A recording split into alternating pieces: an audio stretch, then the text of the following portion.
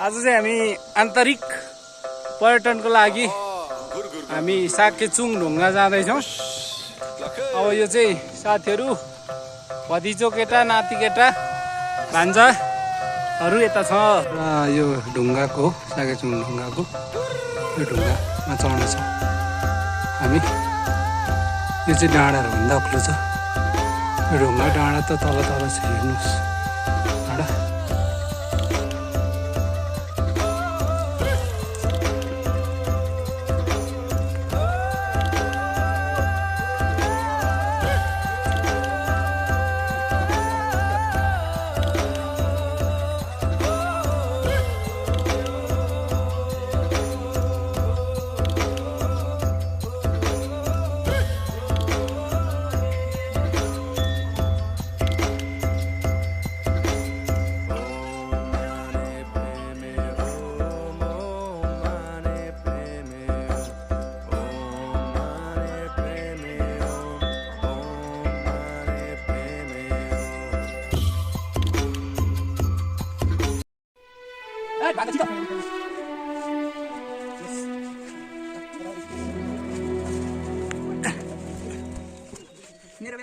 त्यो cut video गर्न यो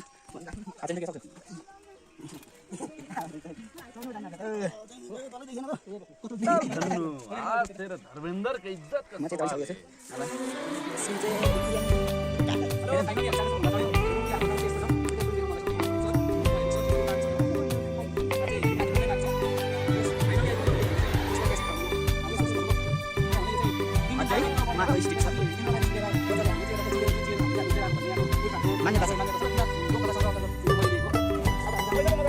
भोजपुर साल्पा सिलिचो 4 खाटाम्मामा छौँ। म चाहिँ ठ्याक्कै अहिले यो साकेचुङ ढुङ्गामा छु। यसको चाहिँ छुट्टै इतिहास छ।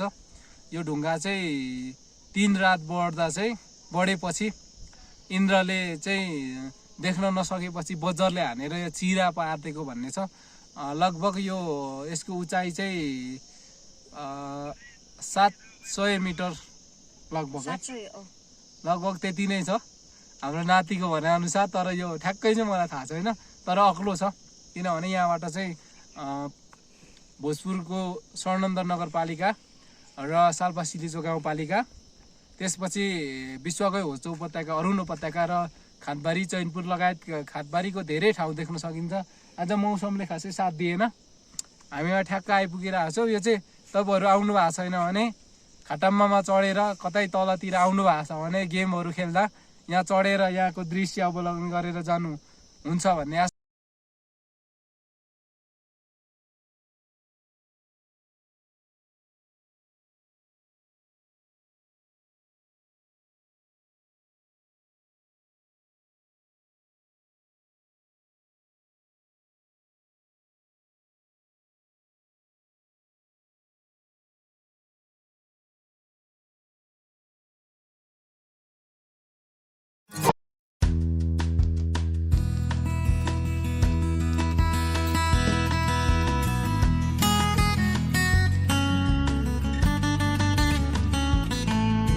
हामी साकेचुङ ढुङ्गा आइपुग्यौँ।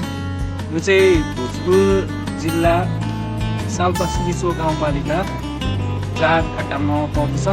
यहाँबाट चाहिँ हामीले भोजपुर जिल्लाको साल्पा सिलिचो गाउँपालिका चाहिँ अधिकांश र स्वर्णन्दर नगरपालिका अनि संसारकै होचो उपत्यका यहाँबाट चाहिँ देख्न सकिन्छ। आज खासै राम्रो मौसमले साथ नदिएको कारणले गर्दा चाहिँ हामीले देख्न सकिरहेको छ। यहाँदेखि देखिने चाहिँ अरुण उपत्यका हो, पर अरुण देखिरहेको छ, अरुण उपत्यकै देखिरहेको छ।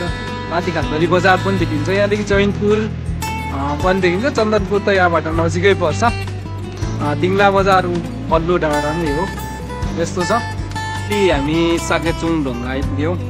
यो चाहिँ भोजपुर जिल्ला साल्पा सिलिचो गाउँपालिका 4 खाटाम्मामा पर्छ। यहाँबाट चाहिँ हामीले भोजपुर जिल्लाको साल्पा सिलिचो गाउँपालिका चाहिँ अधिकांश र स्वर्णन्दर नगरपालिका अनि संसारकै होचो उपत्यका यहाँबाट चाहिँ देख्न सकिन्छ। आज खासै राम्रो मौसमले साथ नदिएर नदीको कारणले गर्दा चाहिँ हामी देख्न सकिरहेको यहाँदेखि देखिने चाहिँ अनि उपत्यका हो पर अरू पनि देखिरहेको छ, अरू उपत्यकै देखिरहेको छ। माथिघाटधरी बजार पनि देखिन्छ, यहाँदेखि चैनपुर पनि देखिन्छ। चौधरीपुर त यहाँबाट नजिकै पर्छ। दिङ्ला बजार पल्लो डाँडा हो, त्यस्तो छ।